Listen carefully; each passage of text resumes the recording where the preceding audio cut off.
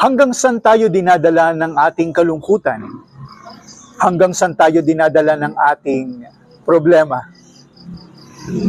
Mga kapitbahay, when we focus on problems, you'll make more problems.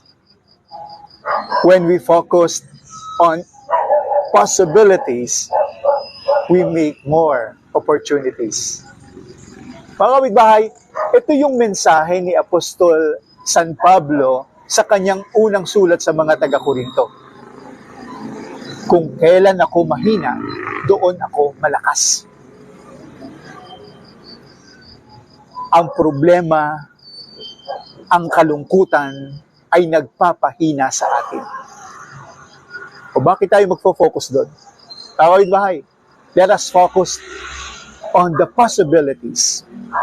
Let us focus on the solution for us to create more opportunities. Magandang araw po sa inyong lahat.